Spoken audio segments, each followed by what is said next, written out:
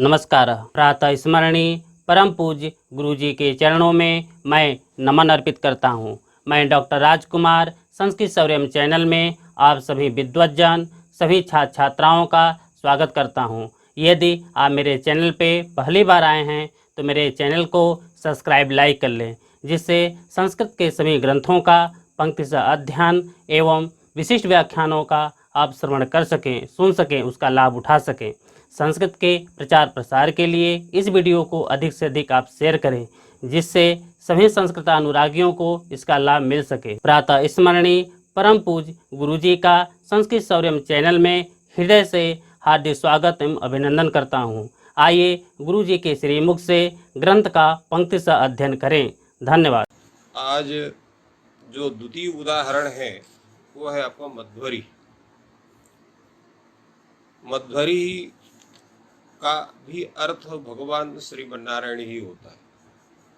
इसके दोनों समास हो सकते हैं, मधोह अरिहि मध्वरी और मधु अरिहि यस्य सह मध्वरी, दोनों हो जाएगा। अर्थ वही होगा, मधु जिसका शत्रु है या मधु का जो शत्रु है, तो दोनों शत्रु का स्वरूप बनेगा मधु का, क्योंकि भगवान किसी से शत्रु भाव नहीं रखते,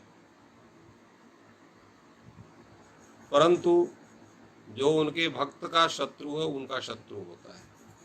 इसलिए मधु भी उनका शत्रु हो सकता था। मधु अरिहि यस्य सा मध्वरी ऐसे भी बन सकता है। और मधु जिसका अपना शत्रु समझता है तो मधोह अरिहि मध्वरी, ऐसा ये दोनों स्वरूप इसके बन सकते हैं। यहाँ इसका जो संधि विच्छेद है मधु धन अरिहि होगा, और इसमें आप सूत्र इको एणच लगाएंगे, अर्थ वही है। इक के स्थान में यण होता है अस्परे रहते संहिता के विषय में। आप जैसे आपने शुद्धि उपास्या में सुधी धन उपास्या, यहाँ पर आपको 3 इक मिल रहे थे, सु का उ, धी का ई, उपास्या का उ। सु को उ को इक मानने पर अच पर रहते धी का ई, धी के ई को इक मानने पर अच पर रहते उपास्या का उ, और उपास्या के उ को अच मानने पर जो है इक मानने पर अच पर रहते पा का अ मिल रहा था। यहाँ ऐसी स्थिति नहीं है। यहाँ केवल एक इक है मधु में उ, और उसे अच की परता है अरि के आ की। तो यहाँ कोई समस्या नहीं है जिस तरह की समस्या सुधीधन उपास्य में। तो क्या यहाँ कोई समस्या न होने के कारण तस्मिन्नित निर्दिष्टे पूर्व से सूत्र को यहाँ लगाना चाहिए कि नहीं लगाना चाहिए?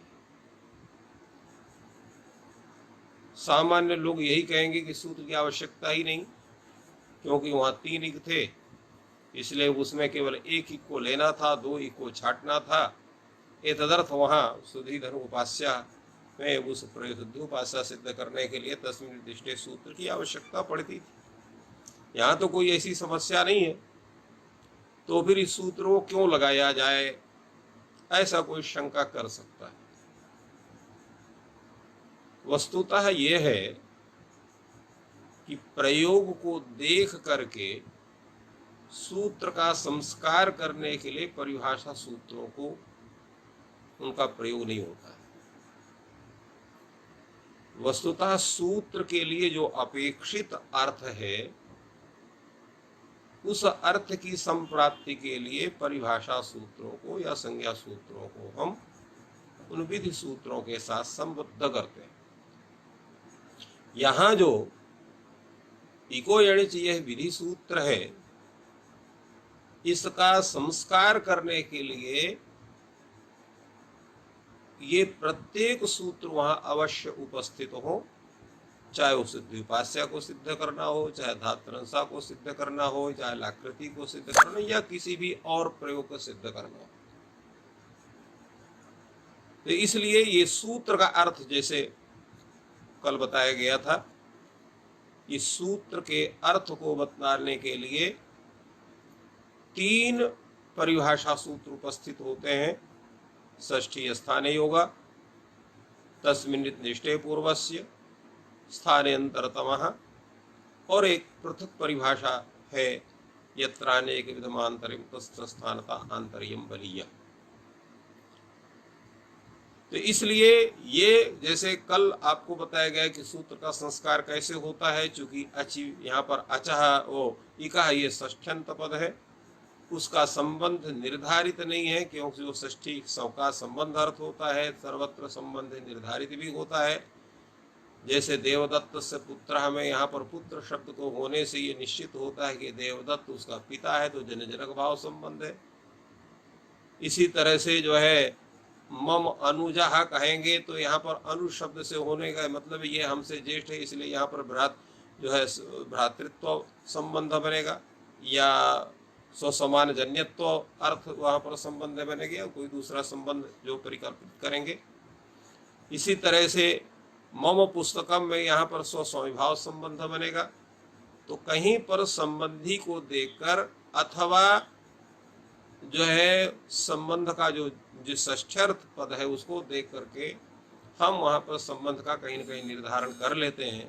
परंतु कुछ ऐसे संबंध है विशेष करके शास्त्र में जहाँ पर उनका संबंध निर्धारित नहीं होता है, तो शास्त्र में विशेष करके व्याकरण शास्त्र में जहाँ संबंध का निर्धारण नहीं है, तो वहाँ पर स्थाने यह शब्द वहाँ पर उपस्थित होता है, षष्ठी स्थाने होगा इस सूत्र के माध्यम से। तो इसलिए इकः स्थाने, एचः स्थाने आदि आदि भी आपको कई सूत्रों में मिलेगा, जिस पर हम लोग सर्वत्र चर्चा करेंगे। और यहाँ पर चूंकि अच ये सप्तम्यंत पद है, तो जहाँ पर सप्तम्यंत पद होगा वहाँ पर आपका तस्में दृष्टि यह सूत्र लगता है, इसलिए वहाँ पर जो है वो सप्तम्यंत पदाव्यवहित पूर्वत ये इतना विधेय है, तस्में दृष्टि पूर्वस का वो सूत्र में बैठेगा, तो यहाँ पर भी बैठेगा। तो यहाँ सप्तम्यंत पद कौन है? अचि है, इसलिए अजब व्यवहित पूर्वत्व विशिष्ट ये स्वरूप बैठेगा, और वो किसके साथ जुड़ेगा? इक के साथ। तो अजब व्यवहित पूर्वत्व विशिष्टस्य इकः स्थाने यण स्यात्, और यण कैसा होना चाहिए?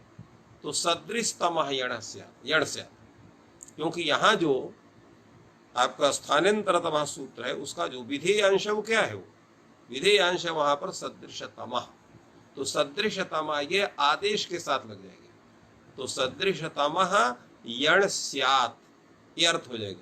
तो अजब व्यवहित अच इत सप्तम्यंत पदाव्यवहित, तो सप्तम्यंत पद कहेंगे तो गड़बड़ हो जाए, क्योंकि अच सर्व जगह पद के रूप में नहीं मिलेगा, अच पद बोध्य मिलेंगे। अच पद बोध्य कौन है? आ ई उ इंद्री ए औ इत्यादि, तो इसलिए उनका ज्ञान होगा, तो उनको हम लेंगे।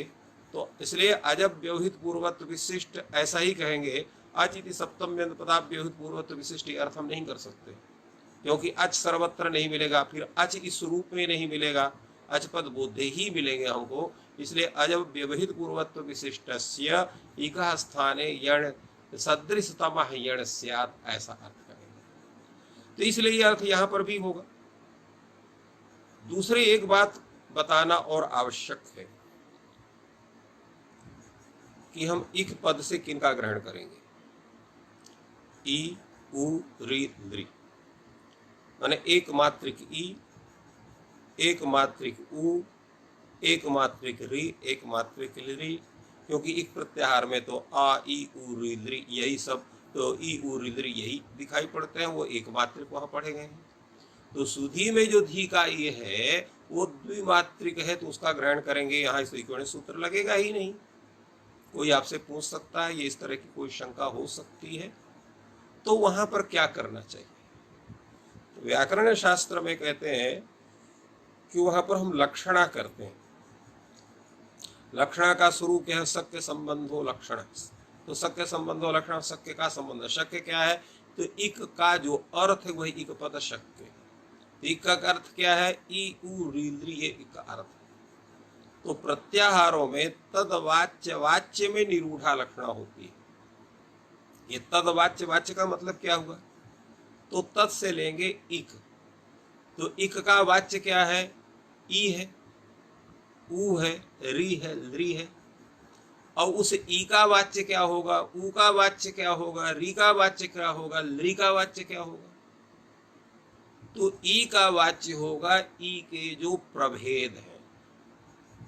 आप लोगों ने संज्ञा प्रकरण में पढ़ा, अ इति अष्टादशानाम संज्ञा तथे कारो कारो ऋकारस्त्रिंशतः एवं ऋकारोपी, ये आपने पढ़ा है। तो ये आप जानते हैं ई 18 का संज्ञा है, उ 18 का संज्ञा है, री 30 का संज्ञा है, ली 30 का संज्ञा है। तो इसलिए इक वाच्य यद्यपि ह्रस्व है किंतु इक वाच्य वाच्यता जो है वो दीर्घ ई में भी जाएगी, प्लुत ई में भी जाएगी, उदात्त में भी जाएगी, अनुदात्त में भी जाएगी, स्वरित में भी जाएगी, सभी में जाएगी, अनुनासिक में भी जाएगी, अनानुनासिक में भी जाएगी। तो यहाँ सुधी का जो धीकाई दीर्घ है तो इक वाच्य यद्यपि नहीं है परंतु इक वाच्य वाच्य है, इसलिए उसका भी इक शब्द से ग्रहण होगा और उसके स्थान में यणकार होगा, जिसकी रूपरेखा, जिसका स्वरूप कल आपको बताया गया। मधुधन अरिह है इस अवस्था में।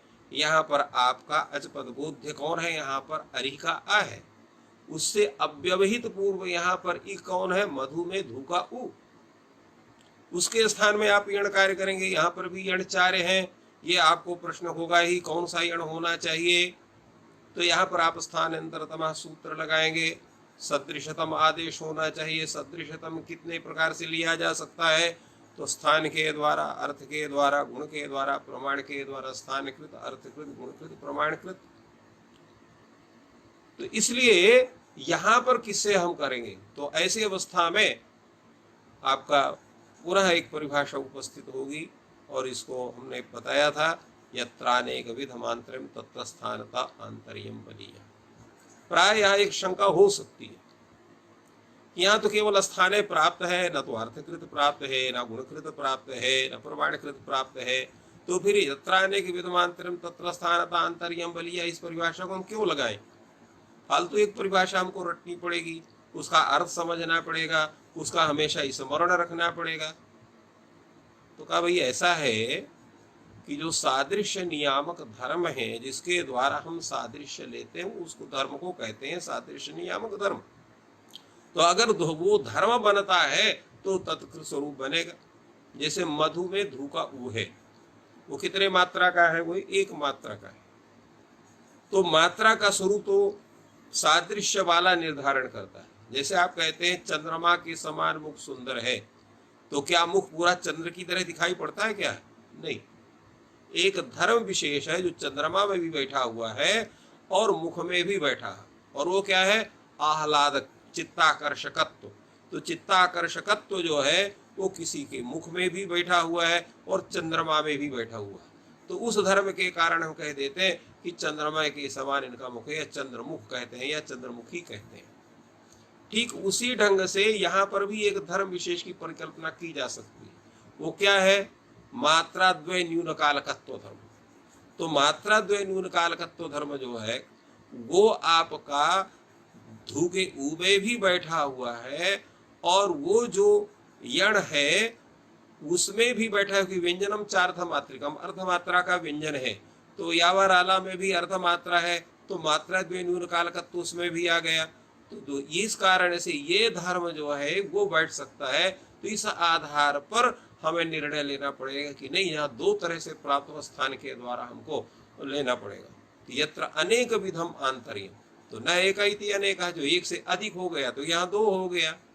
तो अनेक विधा आंतर्य होने के कारण यहाँ स्थान के द्वारा सादृश्य लेंगे। धू के ऊ का स्थान ओष्ठ है, उपपद्मानीया नाम ओष्ठौ, इसलिए ओष्ठ स्थान वाला कौन है यहाँ पर, तो ओष्ठ स्थान वाला यण है वा। तो कहते हैं वा तो हुआ नहीं पूरा, क्यों नहीं हुआ, क्यों, वकारस्य दंतोष्ठ्यम, वकार का दंतोष्ठ है, तो दंत भी है ओष्ठ भी है, तो पूरा का पूरा होना चाहिए। ये तो आधा स्थान मिल रहा, आधा तो नहीं मिल रहा है, तो कैसे होगा यहाँ पर।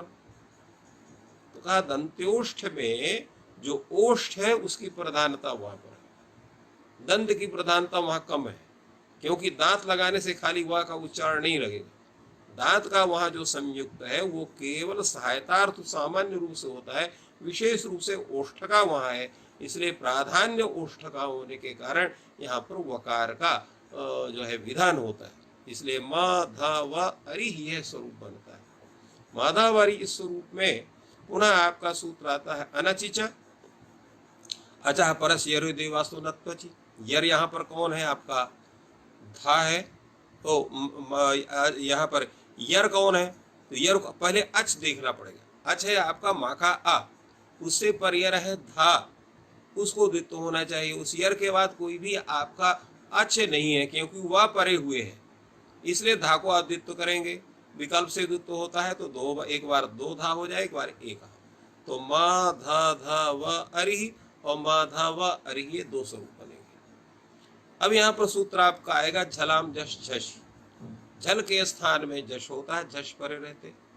यहाँ पर भी आपको सूत्र लगेंगे सभी जो युको यणच में लगते हैं। परिभाषा सूत्र आपका षष्ठी स्थान योगा सूत्र भी आता है, आपका जो है तस्मिन् निर्दिष्टे पूर्व सूत्र भी आता है, और आपका स्थानांतरतमा सूत्र भी आता है, क्योंकि वही समस्या यहाँ पर भी है जो समस्या इको यण सूत्र में है। इसलिए इसका अर्थ भी यही होगा, यहाँ पर झष अव्यवहित पूर्वत्व विशिष्ट जो झल है, उस झल के स्थान में सदृशतम जश का विधान होगा। तो झष कौन है? झष है आपका द्वितीय धा, उससे अव्यवहित पूर्व। यहाँ पर झल कौन है? तो पूर्व धा है, उसके स्थान में क्या होना है? जश होना है। कैसा जश होना? सदृशतम होना है। यहाँ पर भी सादृश्य लगाएंगे, तो सादृश्य यहाँ स्थान के द्वारा ही निर्णीत होगा, क्योंकि यहाँ पर प्रमाणकृत हो ही नहीं सकता है, तो इसलिए यहाँ पर वो जो है स्थानकृत सादृश्य लेंगे। स्थानकृत सादृश्य जब हम लेंगे तो स्थान यहाँ पर किसका लेना पड़ेगा? झल का लेना पड़ा। झल कौन है? यहाँ पर दा है, तो दा का स्थान क्या है? तो लृतुलसा नाम दंता, तो यहाँ पर दंत स्थान है, यहाँ दा का धा का, तो दंत स्थान वाला उस ध के स्थान में जश कौन बैठेगा? जो दंत स्थान वाला हो। तो दंत स्थान वाला यहाँ पर कौन है? जश, तो वह है दा, इसलिए ध के स्थान में दा का विधान होता है। तो बनता है आपका म द ध व अरि, और जब द्वित्व नहीं होता है तो पूर्व बना हुआ है आपका माधावारी, वहां पर कोई विकार नहीं होगा। अब यहाँ पर दा धा और वा, इसके आप संयोग संज्ञा करेंगे फलोनंतरा संयोग से, जैसे कल आपको बतलाया गया था। तो पहले दाधा की, फिर यहाँ पर दाधा वा, तीनों के एक साथ धा वा की होगी। तो संयोग होने के कारण ये संयोग अंत्यः अंत्यावयवः यस्य असौ संयोगान्तः या तत्संयोगान्तम, तो संयोगांत पद आपका होगा म द ध व, इतना अंश हुआ। अभी संयोगांत का लोप प्राप्त होगा। संयोगांत से लोपा सूत्र से संयोगांतम यत् पदम तदंत से लोपा स्यात्, तो संयोग से सामान्य रूप से सूत्र का अर्थ बनता होता संयोगांत से लोपा, अर्थात संयोगांत का लोप होता है। तो संयोगांत का लोप होता है ऐसा अर्थ करते हैं, तो पूरे मा द ध व इतने का पूरे का लोप प्राप्त होगा, तो प्रयोग ही नहीं सिद्ध हो पाएगा। तो ऐसी अवस्था में आपका सूत्र लगता है अलोन्त्यस्य षष्ठी निर्दिष्टोन्त्यस्याल आदेशस्य। सूत्र कहता है षष्ठी निर्दिष्ट आदेश, जहाँ षष्ठ्यंत को निर्देश करके कोई किसी आदेश का विधान हो रहा है, तो कहाँ होगा? अंत्यस्य अलः स्यात्, अंत्य अल के स्थान में होता है। तो यहाँ षष्ठी का निर्देश कहाँ है? तो षष्ठी का निर्देश संयोगांतस्य, वहाँ कौन आदेश हो रहा है? तो लोप रूप आदेश होता है। कहीं वो आदेश कैसे होगा? तो लोप करता है आदेश को, तो वहां पर किसी को बैठाना चाहिए, किसी को हटा करके। तो कहा नहीं, आदेश भी दो तरह के होते हैं, एक भाव रूप आदेश, एक अभाव रूप आदेश। तो जैसे इको यण से जो आदेश होता है यण का, जलाम जश से जश का विधान होता है, आदेश होता है, वो भावात्मक आदेश। और यहाँ संयोगांत लोपा से जो आदेश हो रहा है, ये अभावात्मक आदेश हो रहा है। इसलिए अभावात्मक आदेश जो लोप रूप आदेश है, वो कहाँ होगा? अंत्य अल को होगा।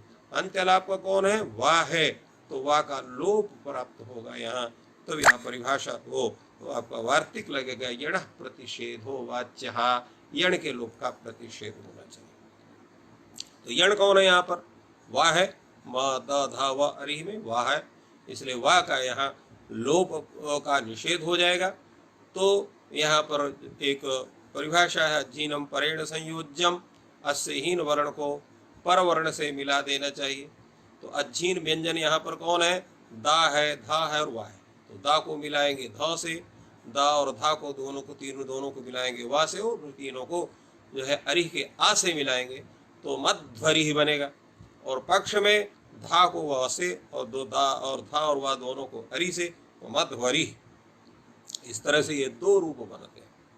एक चीज थोड़ा सा बतलाना आवश्यक है और वो ये है कि सब आप लोगों ने सुना होगा, जो बड़े बड़े व्याकरण हैं वो कहते हैं शब्दो नित्यः, शब्द नित्य है। तो नित्य जो है उसमें किसी भी प्रकार का बदला नहीं हो सकता है, उसमें किसी प्रकार का विकार नहीं हो सकता, उसमें किसी को आप हटा नहीं सकते हैं, किसी को उसमें जोड़ नहीं सकते। जो नित्य है उसमें विकार भी नहीं होना चाहिए, वृद्धि भी नहीं होना चाहिए, न्यूनता भी नहीं होना चाहिए। विकार का मतलब किसी के स्थान में किसी को बैठा देना होगा तो वो विकार हो गए, किसी को जोड़ देना वो उसकी वृद्धि हो गई, किसी को हटा देना वो जो है उसकी न्यूनता हो गई। तो नित्य में ये कैसे हो सकता है?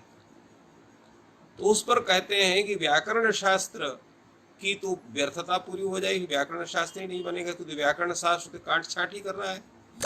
किसी को लेता है उसी, जैसे राम बनाते हैं तो राम रम धातु है, राम धातु से आप घय करके राम बनाते हैं, फिर उसे सुव्यक्ति लाके रामा बनाते हैं, भूधा से ती प्रत्यय शब्द वगैरह करके भगवती बनाते हैं। तो ये तो सब तो बनाने होता है, तो यहाँ पर नित्यता कैसे बनेगी? तो कहते हैं बुद्धि से नित्यता बनती है। वस्तुतः शब्द नित्य है, शब्द नित्य है, वहां पर हम बुद्धि करते हैं, वहां पर पहले हम बुद्धि बनाते हैं कि शुद्धि उपास्य में इसकी जो पूर्व बुद्धि है वो शुद्धि उपास्य ये बुद्धि है। फिर इसके बाद सुधा या उपास्य ये बुद्धि होती है, फिर सुधाधा या उपास्य ये बुद्धि होती है, और इसके बाद फिर सुधाधा या उपास्य बुद्धि होती है, और फिर वर्ण सम्मेलन करने का जो स्वरूप बनता है सिद्धि उपास्य ये बुद्धि होती है। तो तत्त बुद्धि हो सकती है। तो बुद्धि का जो है नित्यता अनित्यता हो सकती है, शब्द की नित्यता अनित्यता नहीं होती है, शब्द नित्य ही होता है। तो इस कारण से हम ये संधि जो करते हैं या अन्य जो व्याकरण शास्त्र का जो स्वरूप है तो उसको करने से शब्द के नित्यत्व का बाध नहीं होता है। पुनः एक प्रश्न होता है कि इस तरह से ये जितना माथा मारी होती है व्याकरण शास्त्र में, इसको भी करने की क्या जरूरत है? वेद में शब्द लिखे हुए हैं, हम सभी जितने काव्य उसमें शब्द लिखे हुए हैं, गद्य काव्य लिखे हुए हैं, व्याकरण से इतर जितने शास्त्र उसमें शब्द लिखे हुए हैं, शब्दों के द्वारा उस रूप से ज्ञान हम सबको हो जाएगा। आजकल तो बिना व्याकरण पढ़े भी संस्कृत बोलना सीख लिया जाता है, तो व्याकरण पढ़ने की क्या जरूरत है? एक ये भी प्रश्न होता है। शुद्धि उपास्य के भी विषय में प्रश्न हो सकता है, मध्वरी के विषय में प्रश्न हो सकता है कि इतना बवाल करने की क्या जरूरत है, शब्द तो अपने आप सिद्ध, आप क्या सिद्ध करोगे उसको? तो ये जो प्रश्न होते हैं ये वस्तुतः वो प्रश्न उनके हैं जिनको शास्त्रों में श्रद्धा नहीं। भाष्यकार ने इसको बतलाया पश्वसान्निक में, उन्होंने कहा कि शब्द प्रयोग धर्म आह्विष्यित ज्ञाने, शब्द के ज्ञान में धर्म है कि उसके प्रयोग में धर्म है। तो दोनों पक्षों पर विचार किया गया और अंत में निर्णय किया गया कि ज्ञान पूर्वक शब्द प्रयोगे धर्म, शब्द का ज्ञान करने के बाद हम जब शब्द का प्रयोग करते हैं तो उसमें धर्म होता है। ये शास्त्र का कथन है। वस्तुतः शास्त्र क्या करता है कि शास्त्र उसके उस स्वरूप के विषय में, उस शब्द के विषय में, शब्द शास्त्र है, तो शब्द का जो मूलभूत तत्व है उसके पास तक जाकर, समीप तक जाकर के, और फिर उसके साधुत स्वरूप के तरफ तक वो जाता है, उसकी परिकल्पना करता है। तो ये शब्द का स्वरूप होता है। इसलिए संधि करने से या किसी शब्द के सिद्ध करने से शब्द का नित्यत्व बाधित नहीं होता, क्यों? तादृश बुद्धि होती है। जैसे हम लोग जब स्नान करते हैं तो हमारे न्यूनातिन्यून वस्त्र हमारे होते हैं, स्नान करके दूसरे वस्त्र जब अलंकृत हो जाते हैं तो वस्त्राभूषण से युक्त हम दिखाई पड़ते हैं। परंतु ऐसा नहीं है कि हमेशा जो है हम वस्त्राभूषित रहते हैं, परंतु स्वरूप हमारा वस्त्राभूषित का होता है, वही हमारा मुख्य स्वरूप होता है। उसी ढंग से व्याकरण शास्त्र में भी जो उस मूलभूत शब्द है, उसका जो प्रकृति है, जो उसका प्रत्यय है, उसका ज्ञान करके, उसको कुछ सजा करके, प्रकृति प्रत्यय के माध्यम से, अन्य जो है आदेश और आगम के माध्यम से हम उस शब्द का, जिस शब्द का प्रयोग हम करते हैं, उस स्वरूप का हम ज्ञान करते हैं। तो ये शब्द का उसके नित्यत्व और अनित्य के विषय में जो शंकाएं हैं उनका ये समाधान है। तो इस तरह से मध्वरी शब्द हमारा सिद्ध होता है। दो रूप इसके भी सिद्ध होंगे, एक मध्वरी ही बिना माने केवल एक धा वाला, और एक द धा दो वाला आपका मध्वरी, ये दो रूप सिद्ध होते हैं। इसी तरह से धात्रंश, शब्द है। तो धात्रंशः, तो धाता अंशः यस्य, धाता माने ब्रह्म, जिसका अंश है, तो धाता अंशः यस्य असौ धात्रंशः, ये उसका एक विग्रह हो गया। एक धातु अंशा धात्रंशा, दो रूप इसके बनेंगे। तो अधिकतर इसमें धाता अंशः यस्य ये विग्रह इसका अधिक उचित है, क्योंकि धात्रंश शब्द से ही भगवान श्रीमन नारायण का ही ग्रहण होता है। वस्तुतः ये चारों शब्द है, शुद्ध्युपास्यः, मध्वरिः, धात्रंशः, लाकृति, ये भगवान श्रीमन नारायण के ही स्वरूप के बोधक, मंगलाचरण के रूप में, इस संधि प्रकरण के मंगलाचरण के रूप में इन चारों शब्दों को भट्टोजी दीक्षित ने रखा। और भट्टोजी दीक्षित क्या, ये परंपरा से चले आ रहे हैं, उनको इसी रूप में रखा जाता है। क्योंकि प्रयोग के विषय में भी आप देखिए, अधिकतर प्रयोग जो आपको मिलेंगे, यद्यपि सभी प्रयोगों का स्वरूप है, परंतु भगवान के बोधक जो शब्द है उनको रखा गया है। अभी आगे भी आपको इस विषय में चर्चा करेंगे। तो यहां पर भी इसका जो विग्रह होगा, धात्रिधन अंशः, धा धातु से जब त्रिच प्रत्यय करते हैं तो धात्री शब्द बनता है, और धात्री प्रकृति उसका स्वरूप है। जैसे अभी हमने आपको बताया कि धाता अंशः ये ससा, इसके समास होगा बहुव्रीहि समास, और बहुव्रीहि समास होने के बाद जो उसका मूलभूत शब्द बचेगा धात्री अंश। आपको बताया गया था कि समास में संधि नित्य होती है, इसलिए देखिए यहाँ पर जितने शब्द दिए गए हैं समास वाले शब्द दिए गए हैं। तो जो है बताया गया समासे नित्या, समास में संहिता नित्य होती, संधि नित्य होती। तो यहाँ पर भी धातृधन अंशा में यहाँ पर आप इको सूत्र लगाएंगे। अच यहाँ पर कौन है, अच है अंशा का आ। तो अजब व्यवहित पूर्वत्व विशिष्ट इक कौन है, तो धात्री में री ये इक है। उसके स्थान में क्या होना चाहिए, यणकार होना चाहिए। यण आपके चार हैं, या व र ल, कौन सा होगा, स्थान अंतरदवा सूत्र लगाएंगे। ये सूत्र कहता है प्रसंग से सदृशतम आदेश, सदृशतम आदेश होगा। तो यहाँ पर सादृश्य क्या लेंगे, स्थान के द्वारा लेंगे, अर्थ के द्वारा लेंगे, गुण के द्वारा लेंगे, प्रमाण के द्वारा देंगे। तो यहाँ स्थान और प्रमाण दो के द्वारा प्राप्त होता है। किंतु यत्र अनेक विद्वांतरम तत्र स्थानता अंतर्यम बलीयः, इस परिभाषा के अनुसार स्थान के द्वारा सादृश्यम लेंगे। यहाँ पर री का स्थान ऋटुर्षाणा मूर्धा है, मूर्धा स्थान, और रेप का जो स्थान है, रौ का स्थान, उसका भी मूर्धा स्थान है। इसलिए ये निश्चित हुआ कि सदृशतम आदेश, या स्थानीय जो री है उसका सदृशतम आदेश है, रे खाली रा ही होगा, इसलिए रा का विधानी हम युक्तिण सूत्र के द्वारा करेंगे, और स्वरूप बनेगा धातर अंश। अब धातर अंश इस सूत्र में, इस प्रयोग में यहाँ पर पुनः हम सूत्र लगाते हैं अनचिच। अच कौन है यहाँ पर, धा का आ, उससे पर यर कौन है, ता है। उसके बाद चूंकि र पड़े है इसलिए कोई अच की परता है नहीं, फलता यहाँ पर ता को विकल्प से द्वित्व हो जाएगा। तो धा त र अंश यह स्वरूप बनेगा।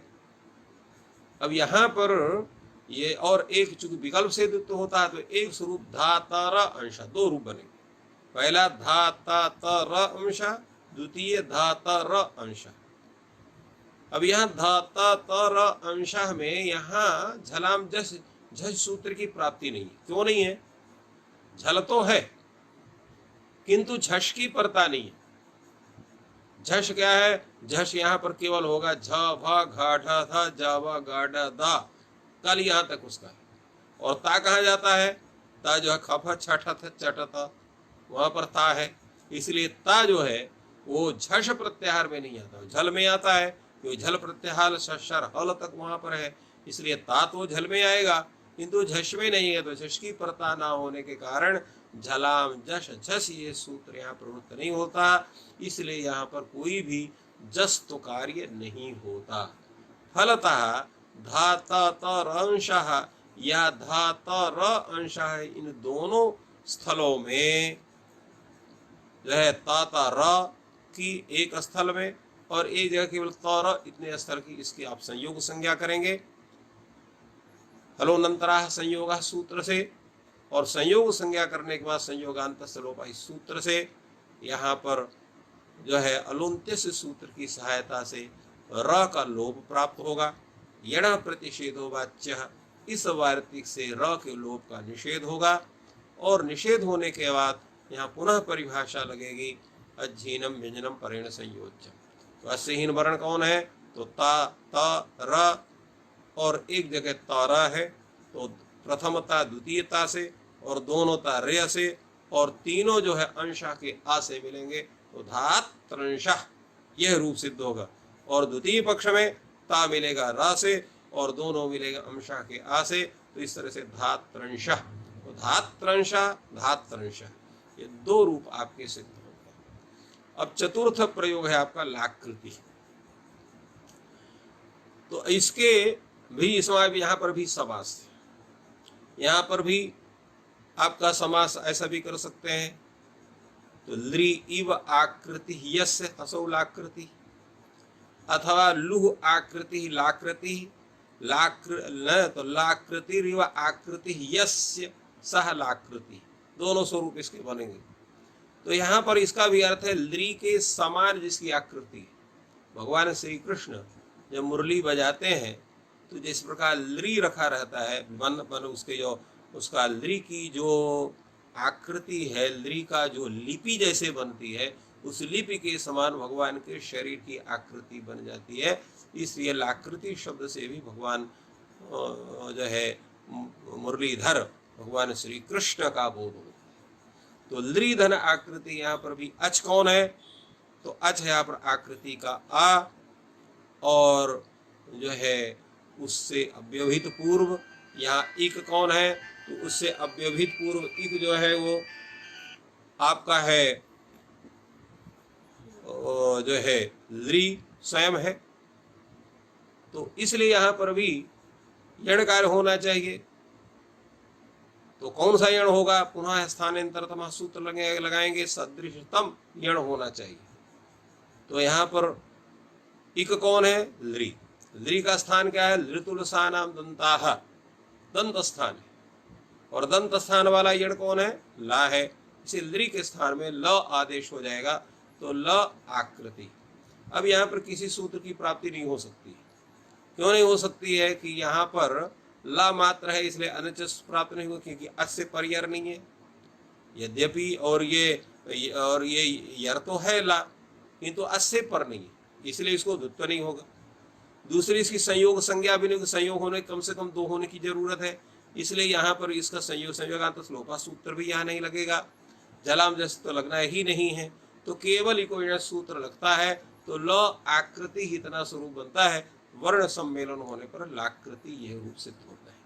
तो अब हम आते हैं दूसरे संधि में, जिसको हम लोग कहते हैं अयादि संधि। कारण क्या है आदि संधि में आने का? वस्तुतः ई उ री लृ इतने की संधि आपको बताई गई, आ की संधि नहीं बताई, आ की संधि छोड़ दिया गया। ये तो गलत किया, प्रथम को छोड़ करके द्वितीय तृतीय चतुर्थ में आप तो चले गए और प्रथम का आपने त्याग कर दिया।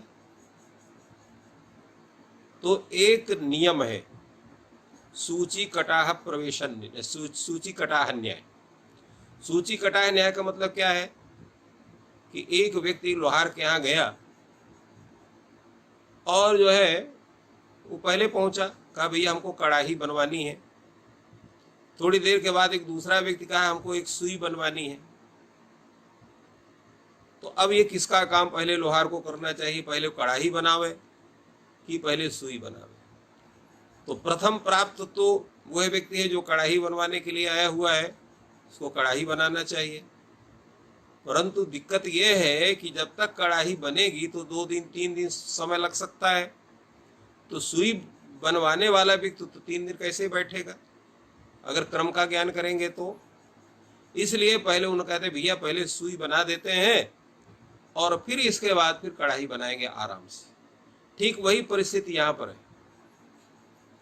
ई उ ऋ ए ओ ऐ औ के जो प्रयोग हैं वो अल्प है और आ से संबंधी विधान बहुत से हैं, इसलिए उनको विधान को छोड़ दिया इन्होंने। सबसे पहले उन्होंने आपको संधि प्रकरण में इको यणिच को उन्होंने बतलाया तो ई उर्द्री आ गए। इसके बाद उसने आयादि से तो ए ओ आई औ आ गए। इसके बाद तब फिर आते हैं पुनः लौट के आ के पास, जिसकी चर्चा हम बाद में करेंगे। इसलिए ए ओ आई औ से संबंधित जो संधि का विचार है वो आपके सामने उपस्थित होता है। एचो यवा यावा ये सूत्र है। एचो यवा यावा इस सूत्र में इको यण सूत्र से अच की अनुवृत्ति होती है, इसलिए इसका अर्थ बन जाता है एचः क्रमात अय अव आय आव एते सिहु अच। हमने कल आप लोगों को बताया था कि स्यात पद, स्याताम पद, सिहु पद, इनका उच्चारण करते हैं सर्वम वाक्यम क्रियाया परिसमाप्यते, क्रियाया ऊपरी समाप्त या क्रियाया ऊपरी समाप्यते है। तो इस नियम के आधार पर यहाँ पर जो सिहु पद दिया, क्यों सिहु पद दिया कि यहाँ पर ये जो विधेय है ये बहु अनेक है, इसलिए एचः क्रमात आय अब आय आव, और उसको बहुत तो बतलाने को है कि एते उन्होंने कहा एते सिहु अच, इनका विधान होता है सिहु माने विधान हो, अचि परे अच के परे रहते हैं। इस सूत्र के भी विचार के लिए, इस सूत्र के अर्थ के निर्माण के लिए जिन सूत्रों को हमने पूर्व में स्मरण किया था उसमें से ये दो सूत्र यहाँ उपस्थित होंगे। कौन कौन उपस्थित होंगे? तो प्रथम सूत्र उपस्थित होगा आपका षष्ठी स्थानीय योग। वो कहता है कि एचः में जो षष्ठी है इसका भी संबंध का निर्धारण नहीं हुआ, जैसे अनिर्धारित संबंध विशेषा षष्ठी है, इसलिए भी यहाँ पर स्थानीय पद का संबंध होगा, तो एचः स्थानीय अर्थ हो गया। दूसरे क्या है, अचि यहाँ पर भी आया है, वही अचि है जो युको यणचि में था, उसी की अनुवृत्ति हम करते हैं, क्योंकि आपको संज्ञा प्रकरण में बतलाया गया है कि सूत्रेषु अदृष्टम पदम सूत्रांतरात अनुवर्तनीयम सर्वत्र। सूत्रों में जो पद नहीं दिखाई दिए उनका दूसरे सूत्रों से अनुवर्तन कर लेना चाहिए। अब ये भी बड़ा मुश्किल है। क्या मुश्किल है कि अनुवर्तन का मतलब क्या होता है? यद्यपि ये विषय तो लोक सिद्धांत कौमुदी के उस जगह का है जहाँ पर ये लिखा हुआ है, परंतु क्रम प्राप्त होने के कारण इसके विषय में भी थोड़ा सा चर्चा हम लोग कर लेते हैं। ये अनुवर्तन क्या चीज है? तो सबको यह कहें कि अनुवर्तन भाई क्या है कि उसको हम लोग ग्रहण कर लेते हैं उस शब्द से। तो ग्रहण आप कैसे करोगे? कोई एक धान तो है नहीं कि उस कुठला से निकाल के दूसरे कुठला में रख लोगे, या कोई ऐसी वस्तु है जिसका आप आकर्षण खींच लोगे। वहां तो उस शब्द का उपदेश हुआ है, इको यणच में अच शब्द का उपदेश है, वो वहीं रहेगा, उसको आप लाएंगे कैसे? तो कहे भाई हम उस शब्द का उसको हम उसकी कॉपी करके ले आएंगे, तो कॉपी भी आप नहीं कर सकते हो। कहे बुद्धि कर लेंगे तो कहे बुद्धि भी नहीं कर सकते, ऐसे सर्वत्र बुद्धि कर लोगे। तो फिर ये अनुवृत्ति का मतलब क्या हुआ? तो कहा अनुवृत्ति का मतलब होता है उतने अर्थ में अनुवर्त्य जो सूत्र है उसमें उतने अर्थ की बुद्धि करना। और अनुवृत्ति करने का तात्पर्य होता है कि वह शब्द उतने अर्थ में शक्त है, और उस शक्ति का जो वहां पर उसकी शक्ति है उस शक्ति का संग्राहक हो जाता है अनुवर्तमान पद, अनुवर्तमान पद।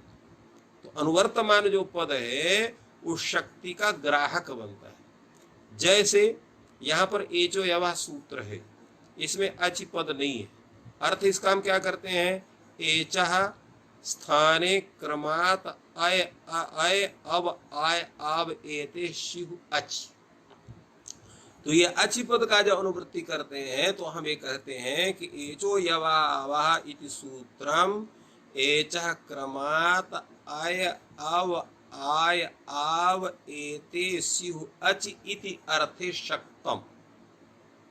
इतने अर्थ में उससे शक्तम माने इतने अर्थ में उसकी शक्ति है। क्यों है? अच पदस्य अनुवृत्तेः सत्वात्, अच पद की अनुवृत्ति के होने से। अगर अच पद की अनुवृत्ति नहीं होगी तो उतने अर्थ में शक्ति एचो यवा सूत्र की नहीं है। तो अनुवृत्तिर नाम शक्ति बोधकत्व। अनुवृत्ति का तात्पर्य होता है शक्ति का बोधन कराना। तो जहाँ जहाँ जिस जिस पद की, जिस जिस सूत्र की या अधिकार सूत्र की जिस जिन सूत्रों में होती है, उतने अर्थ में उस शक्ति की बोधकता बनती है, तो शक्ति का बोधक होता है। तो अनुवृत्ति नाम शक्ति बोधकत्वम, अनुवृत्ति का मतलब होता है शक्ति का बोध कराना। तो इतने अर्थ में, तो शक्ति का बोध कराने के लिए हमको क्या, शक्ति अनुमान, वो शक्ति का अनुमान करते हैं। अनुमान का स्वरूप इसलिए नहीं बोलेंगे, थोड़ा कठिन हो जाएगा, उसको बड़े बड़े विद्यार्थियों के लिए उसको समझाया जाता है कैसे अनुवृत्ति उससे शक्ति होती है, कैसे उसका स्वरूप बनता है। तो ये तरह एक मोटे हिसाब से जान लीजिए कि अनुवृत्ति नाम शक्ति बोधकत्व, तो शक्ति का बोधक होता है, शक्ति का वो परिज्ञापक होता है। शक्ति उस सूत्र की ही होती, दूसरे की नहीं होती। एचा क्रमात आय आय अब आय अब एते सूर्य चित्रे अर्थ में ये जो सूत्र की ही शक्ति, किसी दूसरे की शक्ति नहीं है। परंतु शक्ति उतने अर्थ में क्यों है, क्योंकि अज पद अनुवृत्त होकर उतने अर्थ में शक्ति का वो बोधन कराता है। तो इस तरह से यहाँ पर इस अर्थ में इसका ज्ञान करता है। दूसरे एक यहाँ पर और है, वस्तुतः एक एचा स्थाने अय अब आय अब एते स्यु, और अच के अनुवृत्ति से अच्छी पर इतना होना चाहिए अर्थ। यहाँ एक अर्थ इन्होंने लिख दिया क्रमात। ये क्रमात कहां से आ गए, तो इसके लिए सूत्र आपके सामने उपस्थित होता है, यथा संख्यम अनुदेश समानम, संख्याम अनतिक्रम्य यथा संख्यम। यहां पर संख्या शब्द का यथा के साथ अव्ययी भाव समास, संख्या का अतिक्रमण न करके विधान करना चाहिए। कहां, समानाम अनुदेश यथा संख्यम, ये सूत्र का स्वरूप रहेगा। समानाम अनुदेश यथा संख्यम या समानाम यथा संख्यम अनुदेश। समानाम का तात्पर्य क्या होगा, तो समान संबंधी नाम, समान संबंधी हो। ये संबंध का स्वरूप कहां से आएगा भाई आपको, आप कहते हैं समान संबंधी नाम, यथा संख्यम अनुदेश। यथा संख्या माने संख्या के अनुसार अनुदेश होना चाहिए, उनका अनुदेश होना चाहिए, विधान करना चाहिए। तो ये सम संबंधित्व का स्वरूप कैसे हम निर्धारण करें, किस रूप में करेंगे, तो देखिए हमारे सामने सम संबंधित्व के जो स्वरूप है वो दो तरह से उपस्थित होते हैं, कहीं कहीं तीन तरह से उपस्थित होते हैं। कैसे उपस्थित होते हैं, एक तो बड़ा सरल सा है, उद्देश्य और विधेय को लेकर के। समान संख्या वाले उद्देश्य हो, समान संख्या वाले विधेय हो, तो भी सम संबंधी विधि हो गया। दूसरे क्या होगा, सम संख्याक विधेय हो, सम संख्याक निमित्त हो, वहां पर भी इसका स्वरूप बनता है। उदाहरण हम बताएंगे आप लोगों को। इसी तरह से कहीं विशेषण रूप में भी अगर कहीं इस तरह से स्थिति बनती है, उस रूप में भी उद्देश्य के रूप में, जैसे आपको बताते हैं पहला, जहां सम संख्याक आपका उद्देश्य विधेय भाव, एक तो युक्तिण सूत्र में भी है, इसलिए भाष्यकार जब वहां पर व्याख्यान करते हैं तो दोनों में कह देते हैं। एक जगह इक्विडेंस का भी वहां पर लगा देते, इक्विडेंस के सूत्र में भी यथा संगम समान नाम को लगा देते हैं, अन्यत्र भी लगा देते हैं, इसकी भी चर्चा करते हैं। दूसरे क्या है, दूसरे यवल परे यवलावा, य परक हकार के परे रहते, म के स्थान में पदांत मकार के स्थान में या का विधान होगा। व परक हकार पर रहते, मकार के स्थान में वा का विधान होगा, और ल परक हकार पर रहते, मा के स्थान में ला का विधान होगा। यथा सकवर्ग समान सूत्र वहां भी हम लगाते हैं।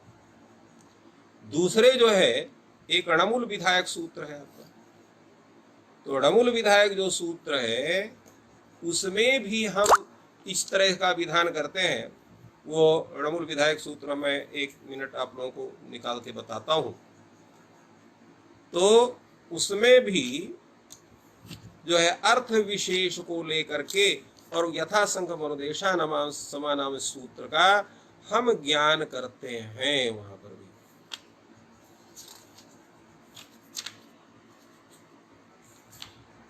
तो कैसे वहां पर ज्ञान करते हैं, उसकी चर्चा हम आप लोगों के सामने कर रहे हैं। समूलाकृत जीवेषु हन क्रिय ग्रह, ये सूत्र है। ये कहता है कि समूल अर्थ में हन धातु से, आकृत अर्थ में क्रिय धातु से और जीव अर्थ में ग्रह धातु से, इनसे जो है वहां पर णमूल प्रत्यय होता है। तो यहाँ देखिए, यहाँ पर अर्थ विशेष को लेकर के और यहाँ पर सम संबंधी का स्वरूप बनता है।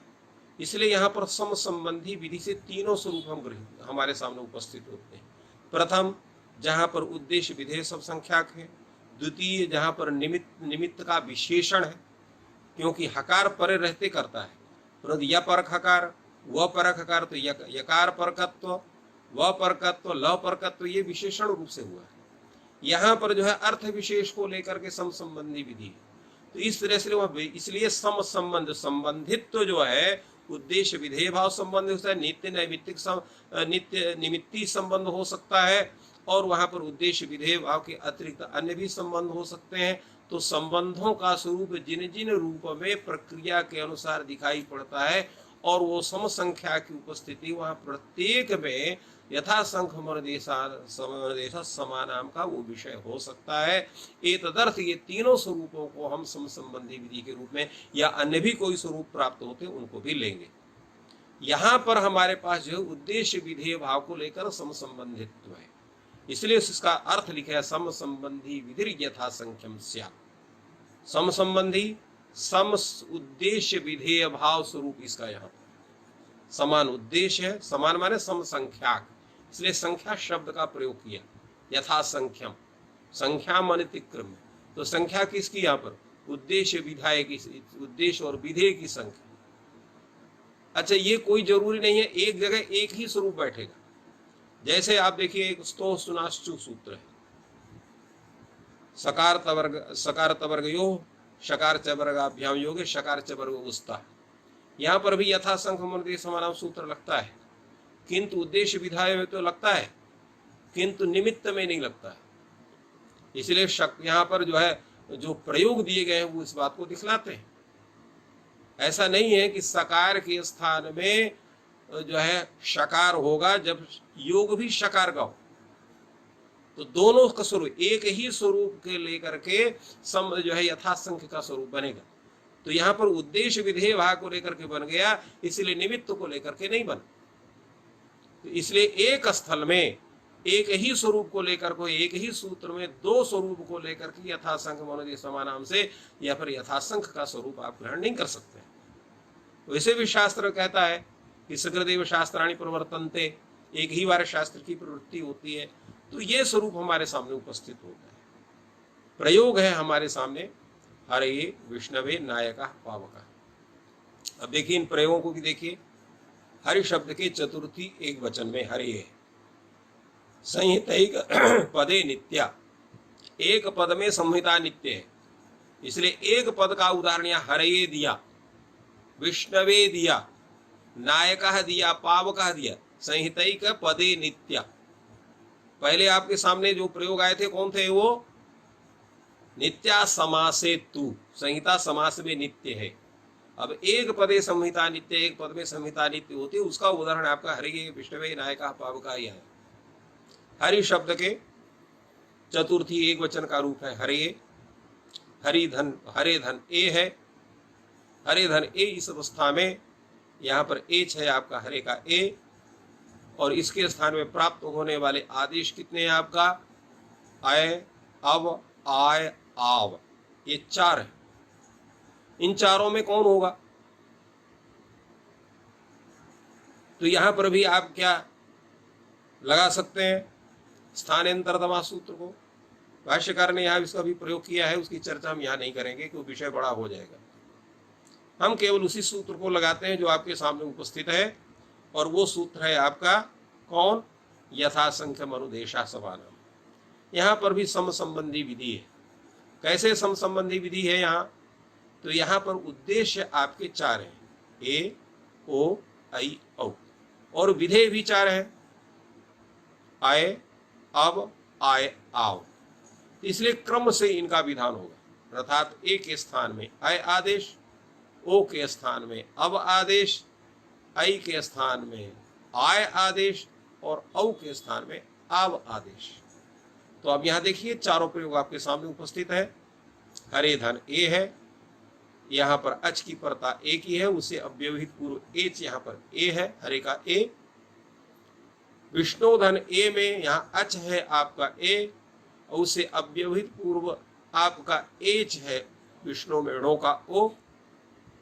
नई धन अकह में यहाँ पर अच है आपका अकह का आ, उसे अव्यवहित पूर्व एच है आपका नई का ऐ। और पावका में यहाँ पर पौधन अकह जो संधि विच्छेद उसमें यहाँ पर अच है आपका अकह का आ, उसे अव्यवहित पूर्व एच है यहाँ पर पौ का अप।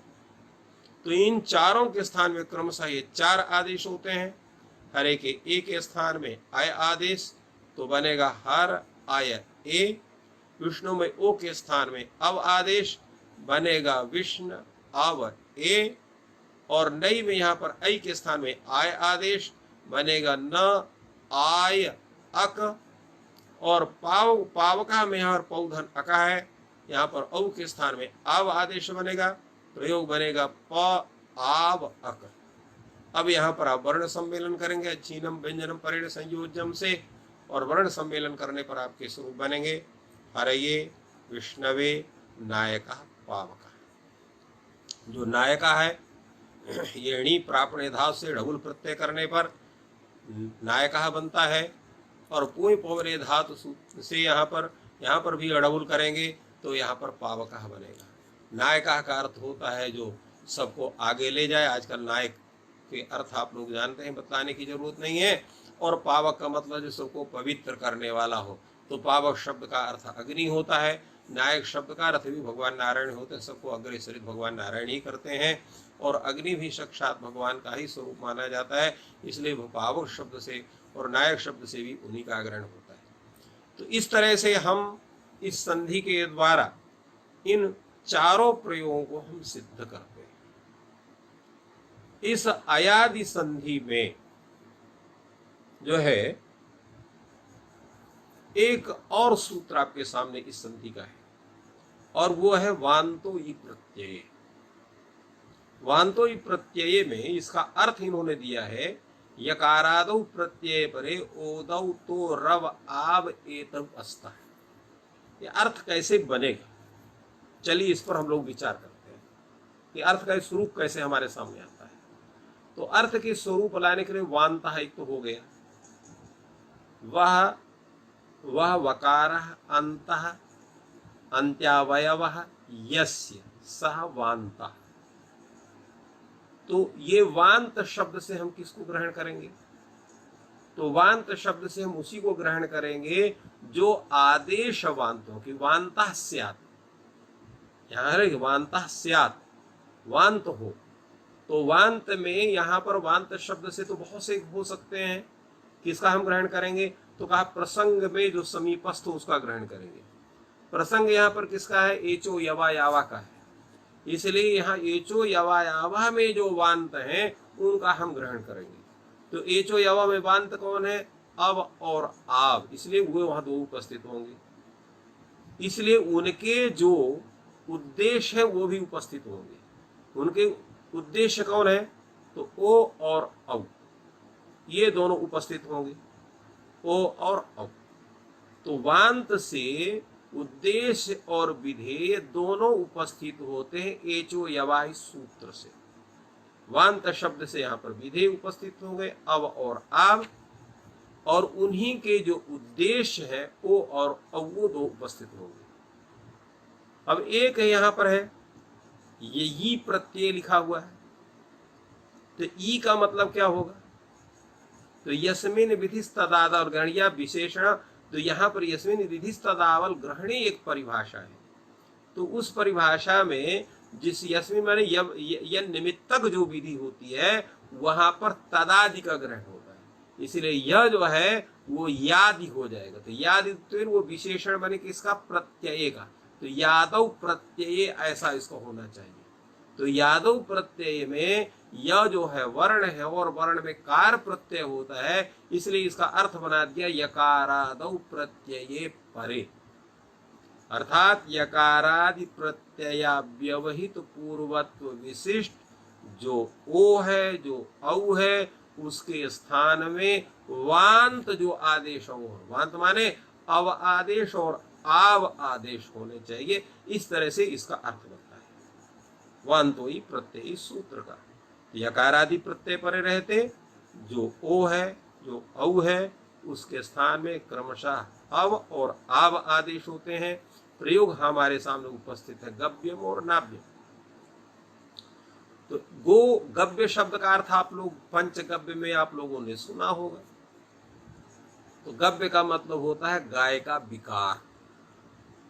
तो गाय का विकार क्या है? गाय का विकार गाय का दूध है, गाय का उसका दही है, गाय का जो है उसका गोबर है, मूत्र है, घी है। ये पांच उसके चीजें, वही पांच विकार उसके माने जाते हैं। उन्हीं को मिलाने पर वो पंचगव्य होता है। तो वही गव्य, गोह विकारः गव्यम। तो गो शब्द से विकार अर्थ में यत प्रत्यय होता है। एक सूत्र है गो का यशोर यत, उसे यत प्रत्यय होकर के गो प्लस या गो धन या ऐसी अवस्था होती है। इसी प्रकार नौ शब्द है, नौकावाची जो शब्द है, नावातार्यम नाव्यम, माने नाव के द्वारा जिसको पार किया जाए वो नाव्य कहलाता है। तो यहाँ पर नौ वयो धर्म इत्यादि को एक सूत्र है, उससे यत प्रत्यय होता है। यत प्रत्यय होकर के नौ य ऐसा बनता है और उसमें स्वादिकारण्य पर वो यम स्वरूप दिखलाई पड़ता है। तो गोधन यम और नौधन यम, ये दो स्वरूप आपके सामने उपस्थित है। तो यम का जो या है वो यत प्रत्यय का या है। ये दोनों जगह हमने आप लोगों को बताया, एक जगह गोप्य और यत से, एक नवयो धर्म इत्यादि सूत्र से हुआ है। तो इस तरह से गोधन या नौधन या ये है। अब ये सूत्र आपका आता है वांतो ही प्रत्यय, यहाँ पर जो है यकार आदि प्रत्यय है बतलाया गया, और एक जगह ओ है, एक जगह औ है। ओ के स्थान में यथा संख मनुदेश समानाम सूत्र की सहायता से ओ के स्थान में अव आदेश और औ के स्थान में आव आदेश बनेगा। तो ग अब यम न आव यम ये स्वरूप बनेंगे। अब आप वर्ण सम्मेलन कर दीजिए। तो वर्ण सम्मेलन करने से आपका बनेगा गव्यम नाव्यम। ये दो स्वरूप आपके बनते हैं। एक और इसमें जो है प्रयोग है इस आयादि संधि में, और उसके लिए एक पृथक वार्तिक हुआ। वार्तिक है अध्व परिमाणे च, ये वार्तिक। अध्व परिमाणे च की पहले एक और वार्तिक है घोर युतो छंदस्युपसंख्यानम। गो शब्द से यूत युत, गोर युतो इतने की अनुवृत्ति होती है अध्व परिमाणे च इस वार्तिक में। तो इसका होता है अध्व परिमाणे वाच्ये गोह युतौ वांतादेश स्यात्, ये अर्थ बन जाएगा इसका। अध्व परिमाणे वाच्ये गो शब्दात यूति शब्दे परे वांतादेश स्यात्, यह वृत्ति बना सकते इस रूप में। अर्थात अध्व परिमाण अर्थ विवक्षित रहने पर गो शब्द से यूति शब्द परे हो तो वांतादेश होता है, अर्थात गो के ओ के स्थान में अब आदेश होता है। तो अब देखिए यहाँ पर गो शब्द से अध्व परिमाण है। अध्व का मतलब क्या होता है? मार्ग, और परिमाण का मतलब उसका माप, माने मार्ग का माप, मार्ग का जो है उसका परिमाण बतलाना। तो गव्यूति शब्द का अर्थ होता है दो कोश। दो कोश में का अर्थ आप लोग जानते होंगे, पहले कोश और मील ही चलता था, आजकल किलोमीटर चलता है। तो लगभग 1.5 किलोमीटर का एक जो है वो मील होता है, और 3 मील का एक कोश होता है। तो 2 कोश बराबर 6 किलोमीटर, ये उसका स्वरूप बनता है। तो 6 किलोमीटर की इसको भाषा में आप उसको गव्युति कहते हैं, और पुरानी भाषा में उसको 2 कोश को गव्युति कहते हैं। तो यहाँ गो शब्द से युति शब्द पर यहाँ मार्ग परिमाण है। युति शब्द के पर रहते गो के ओ के स्थान में अब आदेश हो जाएगा, तो ग अब युति ऐसा बनेगा।